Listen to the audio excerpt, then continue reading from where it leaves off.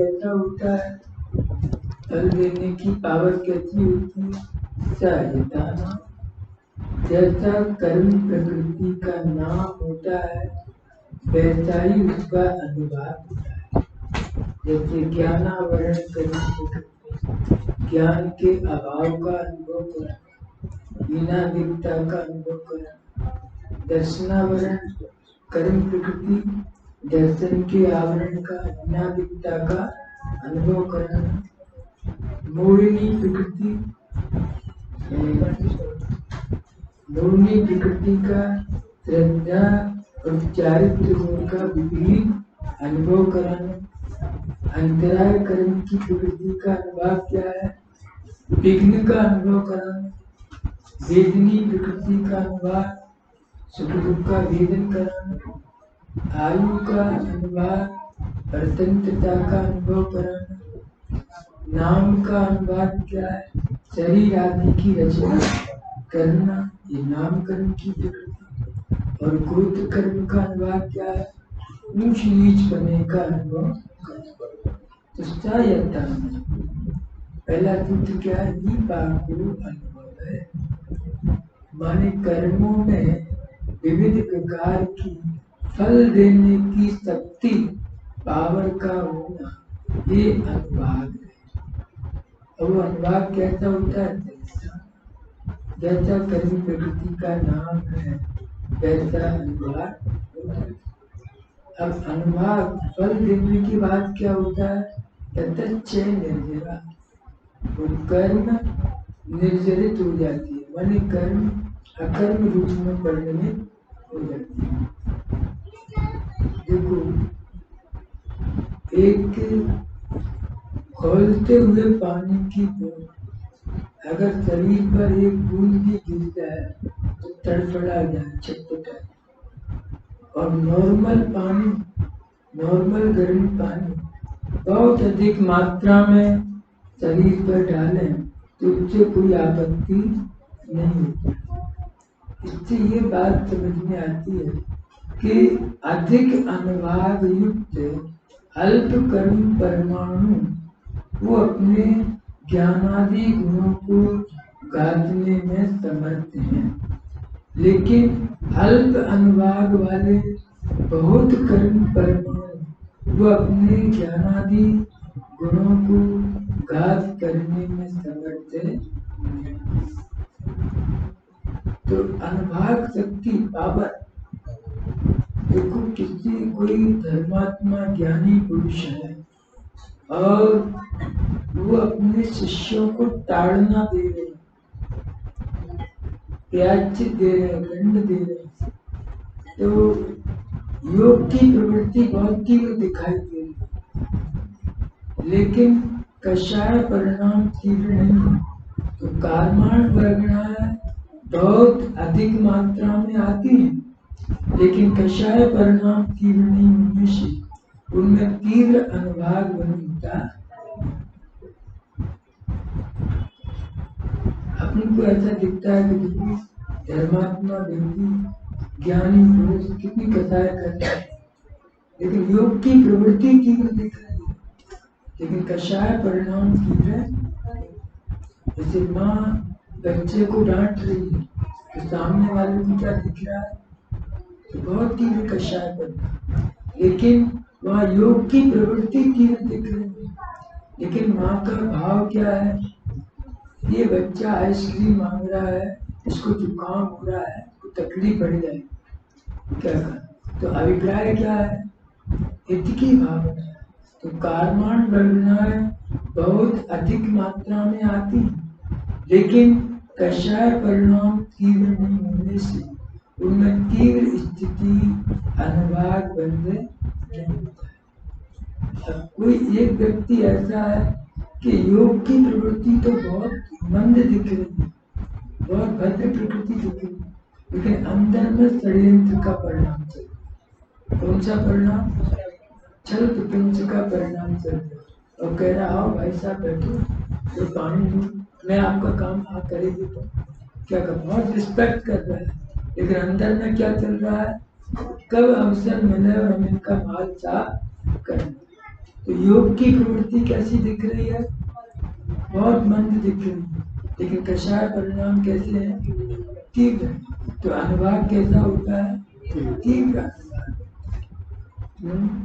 जोगा पयटी पदीता कृति अनुभागा मुक्ति करता है।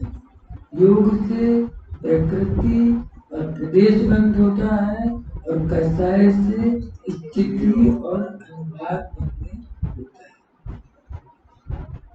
अब देखो, अनुभाग बंद में भी एक विशेषता है कि जहाँ शुभ भाव अधिक होते हैं, शुभ भाव की प्रचुरता होती है, तो पुण्य प्रकृतियों में रस अनुभाग अधिक होता है, पाप प्रकृतियों में कम होता है। और जहाँ संक्लेश परिणाम होते हैं, तीव्र पाप के परिणाम, तीव्र कषाय के परिणाम, तो वहाँ पुण्य प्रकृतियों में रस अनुभाग कम होता है और पाप प्रकृतियों में रस अनुभाग अधिक होता है। समझ में? ये कर्म फिलॉसफी जैन शासन में बहुत अद्भुत रहस्य है। देखो, कषाय के बारे में भी विचार करते हैं, कषाय की पावर। तो कषाय मन क्या कि कषाय वेदनी कर्म के उदय से उत्पन्न कलुषित परिणाम। कषाय मन कषाय वेदनी कर्म के उदय से उत्पन्न होने वाला कलुषित परिणाम, ये क्या है? कषाय। और आज सारा विश्व काम, क्रोध, मद और विकार में संतप्त हो रहा है।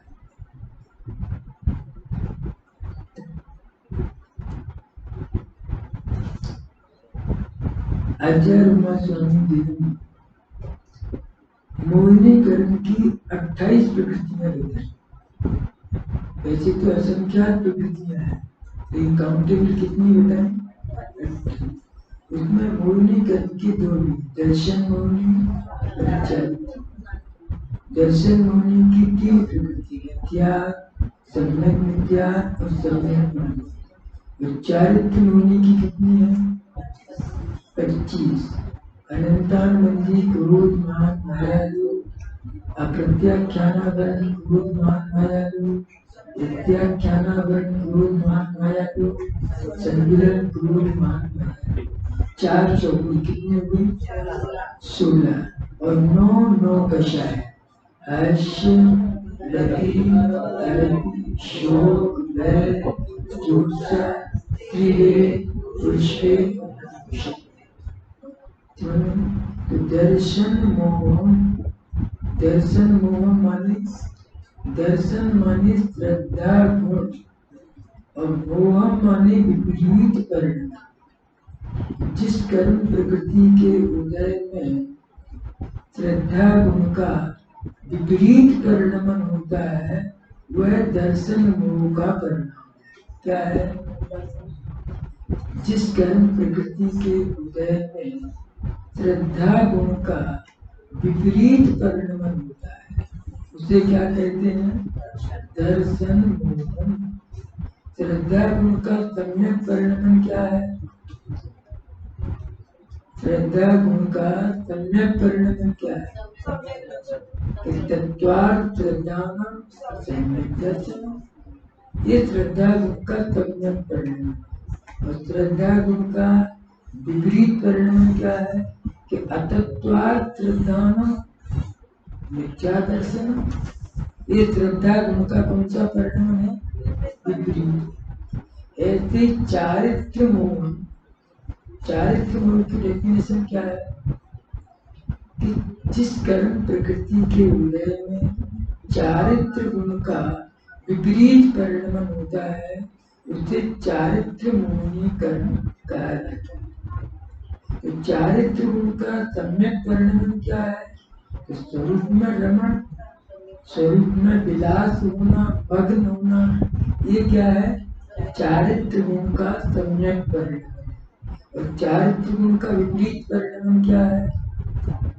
क्रोध, मान, माया, लोभ, हाथ, रति, अरति, शोक, भय, जुगुप्सा, वेग, ये चारित्र गुण का विपरीत परिणमन।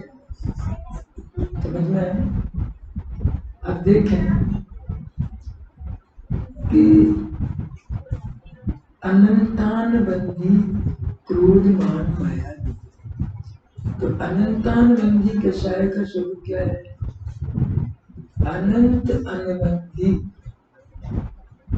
आचार्य अकलंक देव ने बहुत अद्भुत रहस्य दर्शाए। अनंतान बंदी कषाय का क्या कि अनंत संसार कारणत्वात् मिथ्यात्वम अनंतम। या अनंत माने क्या लेना कि अनंत माने मिथ्या। मिथ्यात्व को अनंत क्यों कहा कि अनंत संसार कारणत्वात् मिथ्यात्वम अनंतम। अनंत संसार का कारण होने से मिथ्यात्व अर्थात अनंत, उस अनंत के साथ अनबंधी, अनंत के साथ अर्थात मिथ्यात्व के साथ बनने वाली कषाय उसे अनंतान बंधी कषाय कहते हैं। क्या कहा? अनंत माने मिथ्या, मिथ्यात्व के साथ बनने वाली कषाय उसे क्या कहेंगे? अनंत अनबंधी कषाय। अनंत अनबंध, उसका एग्रीमेंट किसके साथ है? मिथ्यात्व के साथ। तो मिथ्यात्व के साथ बनने वाली कषाय वह अनंतान बंधी कषाय है। और अप्रत्याख्यानावरण कषाय, आ माने एक भी और प्रत्याख्यान माने चारित्र और आवरण माने उसे प्रकट न होने। तो जो कषाय एक देश चारित्र,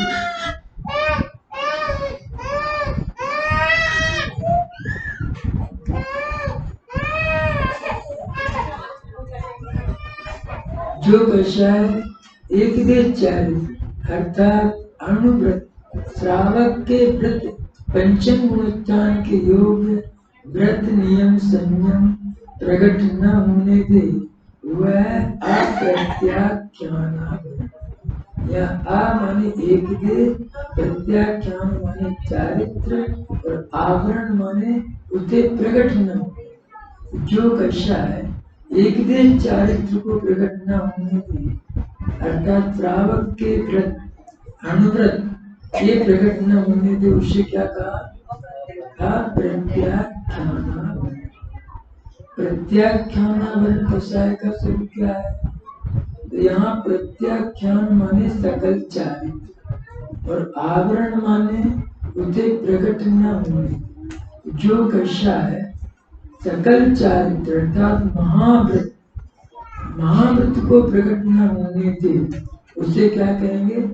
प्रत्याख्यान। अब संयोजन कषाय का स्वरूप क्या है? संज्वलन। जो संयम के साथ सकल चारित्र के साथ जो कषाय ज्वलित जागृत रहे उससे सकल चारित्र का घात नहीं होता है, लेकिन यथाख्यात चारित्र प्रकट न होने दे उसे क्या कहते हैं? संज्वलन कषाय। अब इसके बाद है नो कषाय। आज से रति रति आदि ये क्या है? नो कषाय। नो कषाय क्यों कहा? ईसत करता है मानी अल्प करता है। अल्प करता है क्यों कहा? कि ये स्वयं बलवान नहीं है। जब कषाय परिणाम तीव्र होता है तो हास्य आदि नो कषाय भी तीव्र होती है, और जब कषाय परिणाम मंद होते हैं तो हास्य आदि कषाय भी मंद होती, निर्बल होती। जैसे कुत्ता स्वामी के इशारे पर काटने को दौड़ता है और स्वामी के इशारे पर वापस लौट आता है, तो किसकी पावर काम कर रही है? उस स्वामी की। ऐसे ही कषाय की पावर तीव्र होती है, तो हास्य आदि नौ कषाय की पावर भी कैसी हो जाती है? तीव्र। और जब कषाय की पावर मंद होती है तो हास्य आदि कषाय की पावर भी बंद हो जाती है। ये स्वयं पावरफुल नहीं है, पावरफुल किया है कषाय की पावर करते हैं। इसलिए जो सम्यक दृष्टि ज्ञानी पुरुष होते हैं वे पुण्य के वैभव में रहते हैं। और किस तरह से रहते हैं कि स्वरूप की अंतर्दृष्टि के बल से मिथ्यात्व और अनंतान बंदी कषाय की पावर चलेगी। तो हास्यादि कषाय की पावर भी कैसी हो जाती है, वो भी निर्बल हो जाती है। राजमहल और भोगों में सम्यक दृष्टि दिखाई दे रहे हैं, लेकिन किस तरह से रहते हैं। सम्यक दृष्टि राजमहल और वैभव में कैसे रहती है कि निर्लिप्त और निर्विकार भाव, कमल नाल से बंधा हाथी। कैसे रहते हैं, जैसे कमल की डाली से बंधा हुआ हाथी। कितनी देर लगती है, एक झटके में छूट जाए। और मोही जीव कैसे रहता है भोगों में, वज्र स्तंभ से बंधा हाथी। समझना है। अब देखें, आचार्य देव ने बहुत सरल एग्जाम्पल दिए कषाय की पावर। अनंतान मंदी क्रोध, इसकी पावर कहती है नगर आदि संग्रह। नग कहते हैं पर्वत, और आदि माने रेखा, दरार। पर्वत में जो दरार पड़ जाती है वो किसी भी उपाय से मिटती समझना है। और अप्रत्याख्यानावरण क्रोध की पावर कैसी है, पृथ्वी राजी। पृथ्वी में जो दरारें, ग्रीष्म ऋतु में जमीन का रस सूख जाता है या भूकंप ज्वालामुखी आता है तो जमीन में दरारें पड़ जाती है। लेकिन मूसलाधार पानी की वर्षा होती है तो जमीन समतल हो जाती है। और प्रत्याख्यानावरण क्रोध की पावर कैसी है, बाल का राजी सजरत। समुद्र के किनारे बच्चे खेलते हैं तो बालू में निशान पड़ जाते हैं, लेकिन पानी का वेग आता है तो जमीन समतल हो जाती है। पर इसकी पावर अप्रत्याख्यानावरण क्रोध की अपेक्षा अल्प अनुभाग वाली है। और संजुलन क्रोध की पावर कैसी है, उदक राजी सजरत। माने पानी में, उदक माने पानी, पानी में खींची हुई रेखा के समान अत्यंत अल्प अनुभाग वाली होती है। समझ में आया। तो अनंतानुबंधी क्रोध की पावर कहती है कि दीर्घ काल स्थायी क्रोध कषाय का परिणाम, संख्यात असंख्यात अनंत भाव तक चलता है। कितने काल तक, अनंतानुबंधी क्रोध की पावर हाईएस्ट पावर। कितनी पावर है कि संख्या असंख्या अनंत भाव तक चलता है। और उसके बाद भी वो व्यक्ति मिले तो उसके प्रति एकदम क्रोध का परिणाम आता है। क्या वो सम्यक को भी प्राप्त नहीं कर पाता है क्योंकि वहां कषाय की जीविता का परिणाम चल रहा है। तो पर्वत में जो दरार है वो कहती अमिट है, किसी भी उपाय से मिटती। और अप्रत्याख्यान संबंधी क्रोध की पावर कैसी है, पृथ्वी की दरार की समय। माने दरार है लेकिन ज्ञानी मुनिराज के, ज्ञानी के उपदेश अमृत की वर्षा होती है तो कषाय का परिणाम उठ जाता है। क्या करें, प्रत्याख्यानावरण क्रोध, वहां ये पावर और अल्प अनुपात वाली। ज्ञानी गुरु ने समझाया और थोड़े में समझ के वो कषाय का परिणाम उठ जाता है।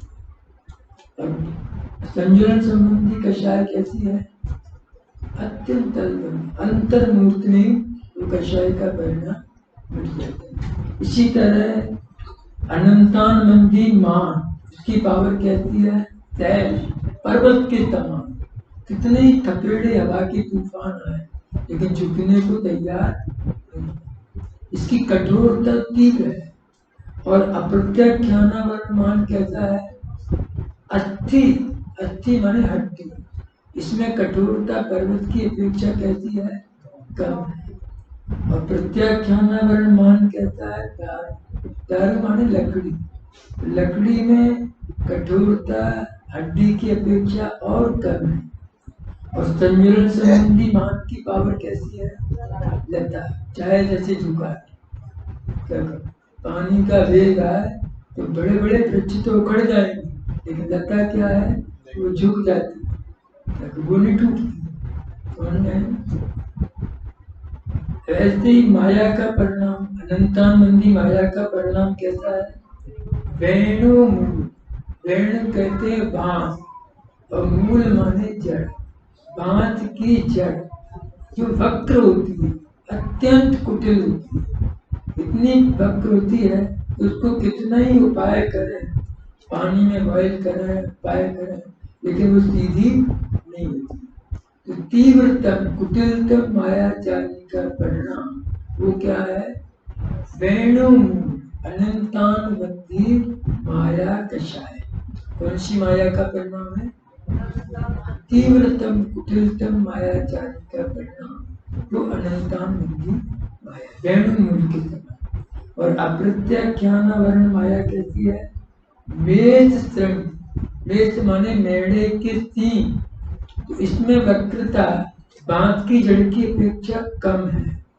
इसमें किसी उपाय से हीट देने पर, बॉयल करने पर वो मेढ़े के सींग सीधे हो जाते हैं। क्या कहा? इसमें वक्रता क्या है? अनंतानुबंधी माया की अपेक्षा कम है। और प्रत्याख्यानावरण माया का परिणाम कैसा है? गोमूत्र। इसमें वक्रता कैसी है कि अप्रत्याख्यानावरण माया की अपेक्षा अल्प अनुभाग वाली है। और संजुलन संबंधी माया का परिणाम कैसा है? अवलेखनी। अवलेखनी माने होता है जीव साफ करने वाली जीवी, जीव साफ करने वाली जीवी। उसमें वक्रता कैसी है? हाल सीधी हो जाएगी, हाल टेढ़ी हो जाएगी, और उसमें अल्प, अत्यंत अल्प अनुभाग की पावर है। अब इसी तरह अनंतानुबंधी योग की पावर कैसी है? क्रमी राग। क्रमी कहते हैं कीड़ा, रेशम का कीड़ा, और राग माने रंग। रेशम के कीड़े की विशेषता है कि वो जिस रंग का आहार ग्रहण करता है उसके मल द्वार से तंतु निकलता है। तो बुनकर लोग रेशम के पत्रों का निर्माण करते हैं।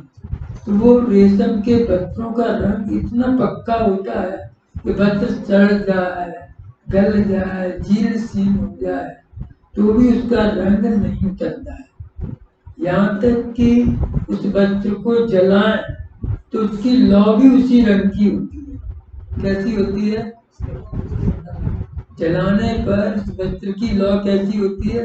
उसी रंग की होती है। और जलने के बाद जो राख बचती है वो भी उसी रंग की होती है। इससे कहते हैं चमड़ी जाए पर दमड़ी नहीं जाए, अनंतानुबंधी लोक कषाय।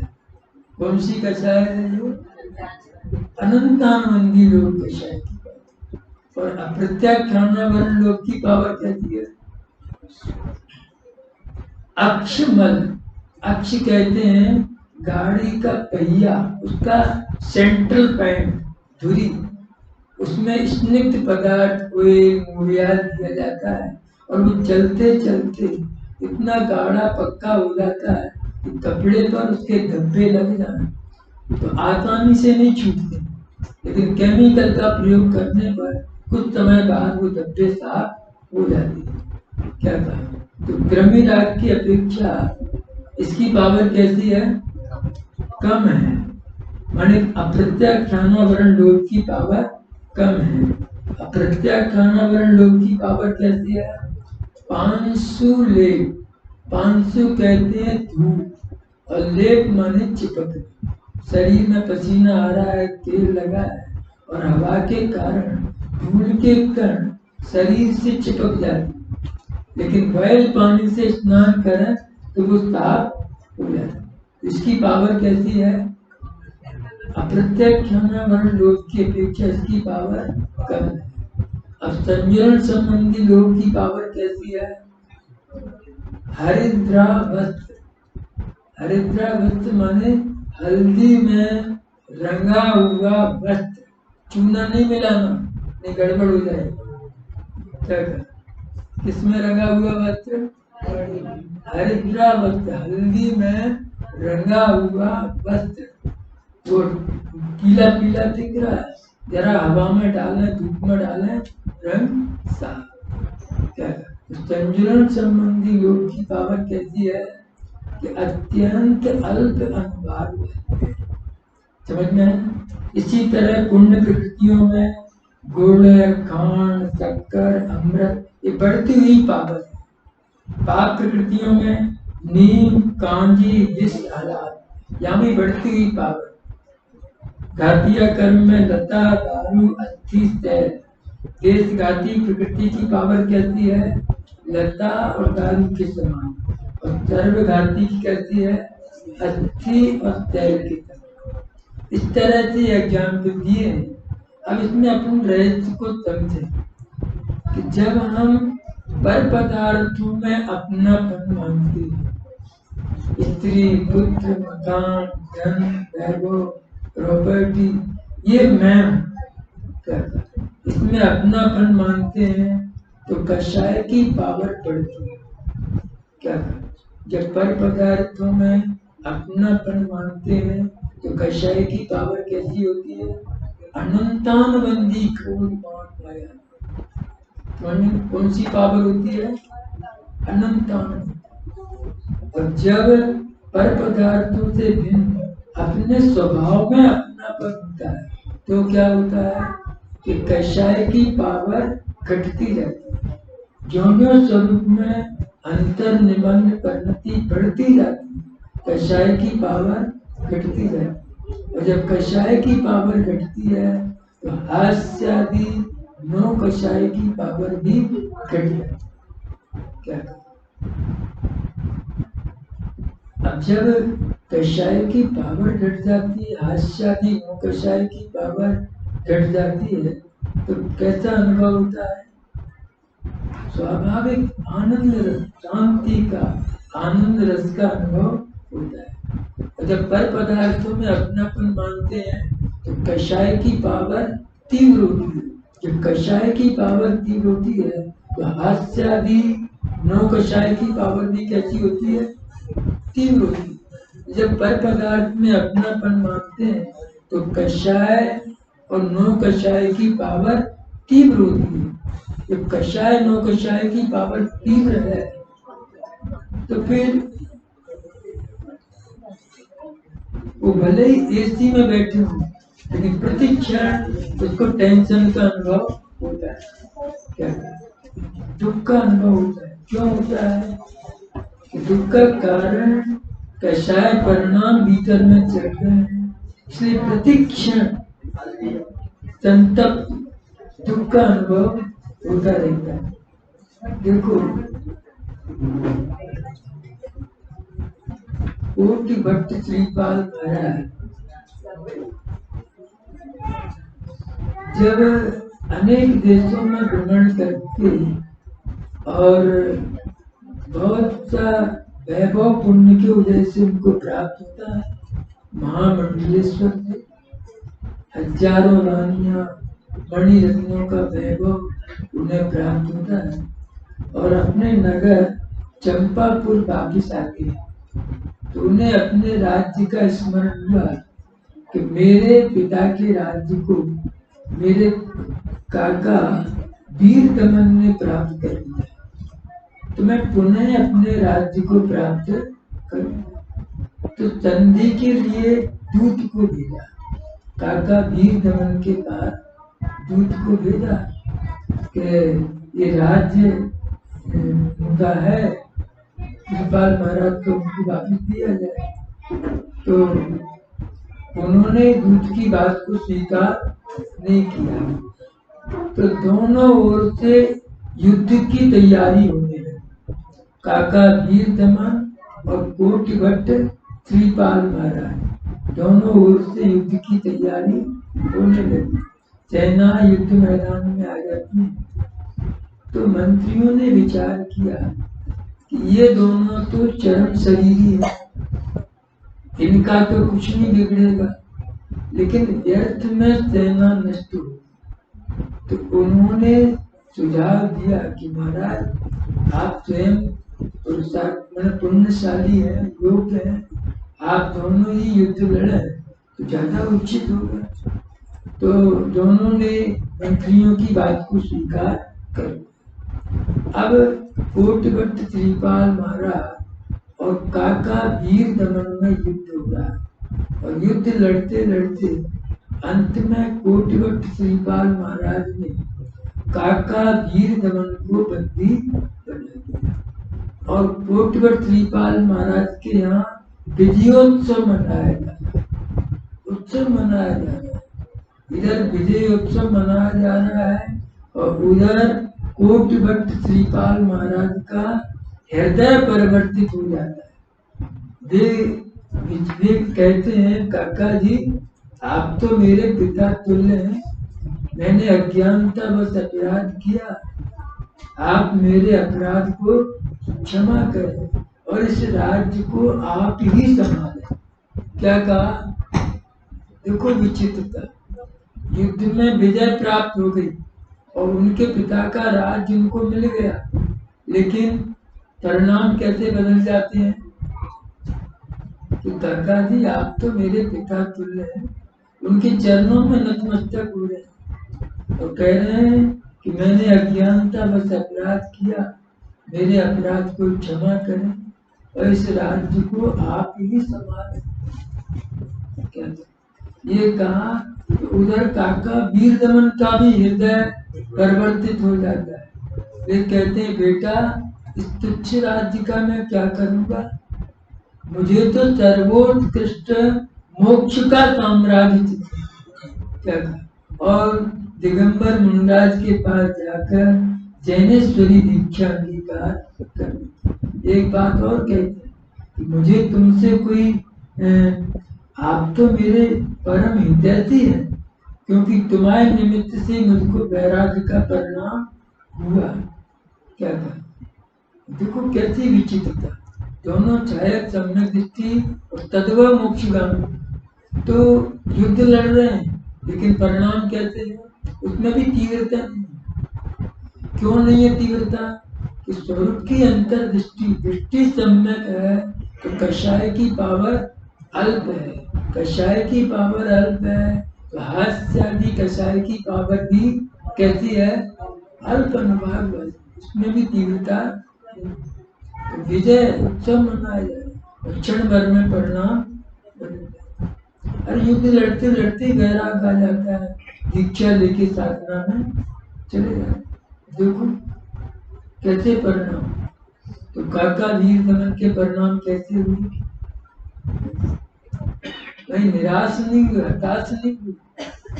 क्या ये विचार आया कि अरे देखो कसाय परिणाम में कैसे कैसे अनर्थ होती, और विराग का परिणाम आया आत्म साधना के मार्ग में लग जाती।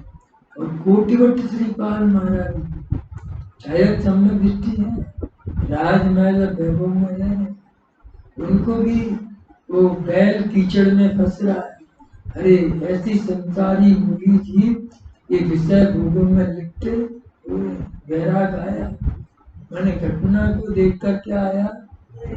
वैराग का परिणाम आया और जैनेश्वरी दीक्षा लेकर आत्म साधना के मार्ग में लग जाती, और स्वरूप में अंतर निमग्न प्रकृति के बल से केवल ज्ञान और मोक्ष को प्राप्त है। ये है महापुरुषों की परिणति।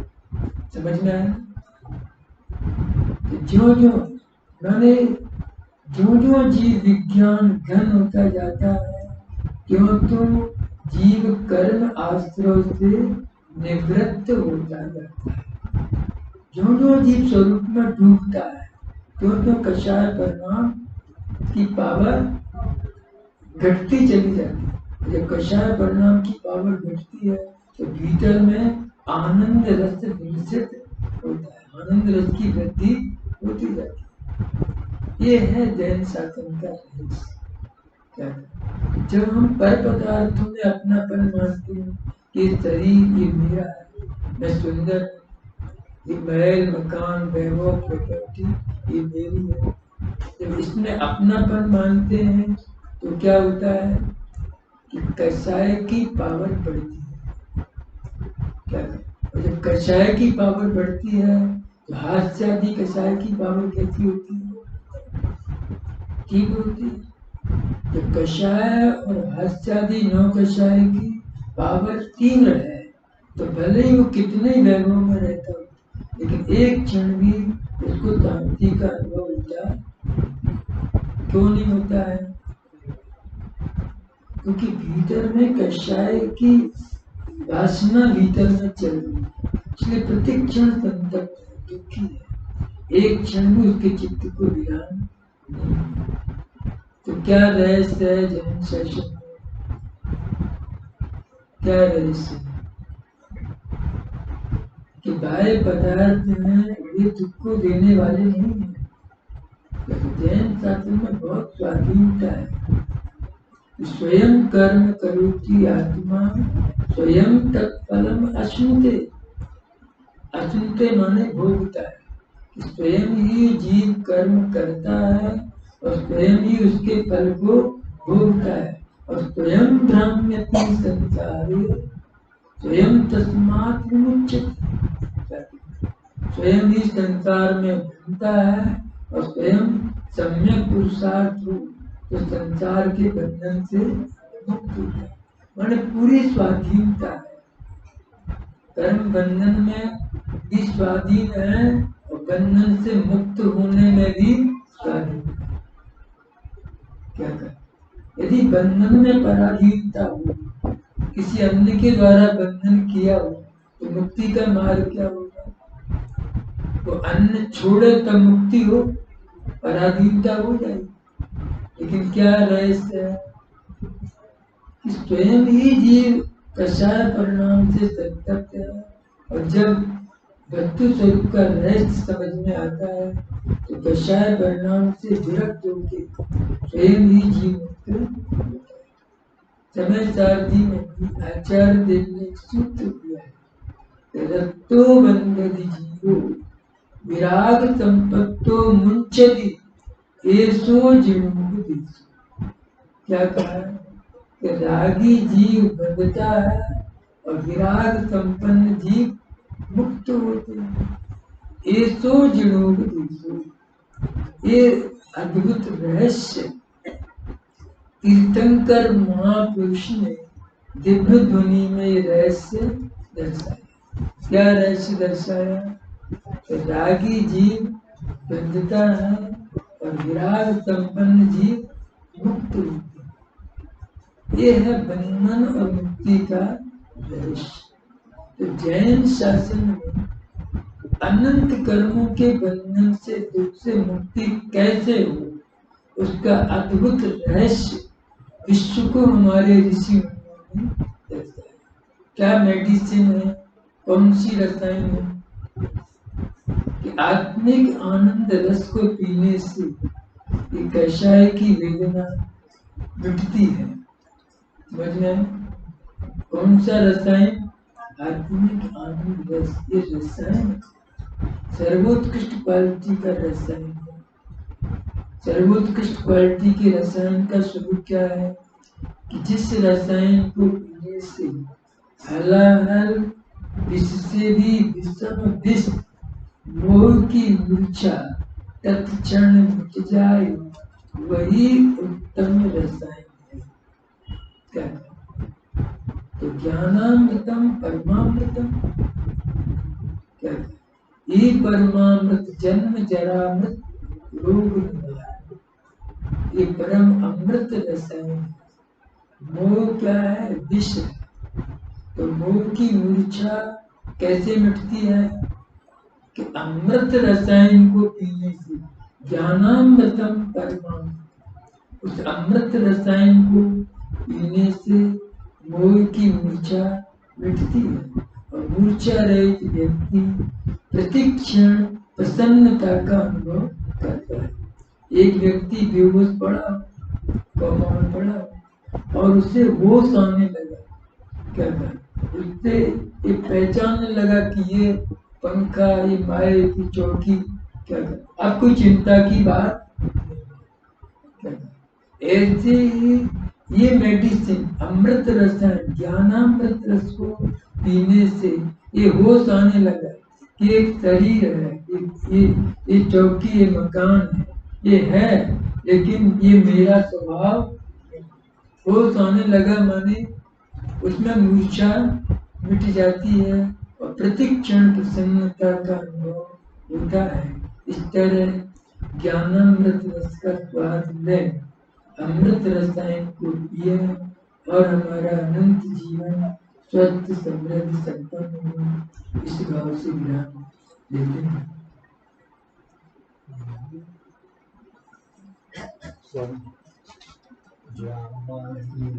ज्ञान से सूझे लोकालो, सो हमारी अस्पताल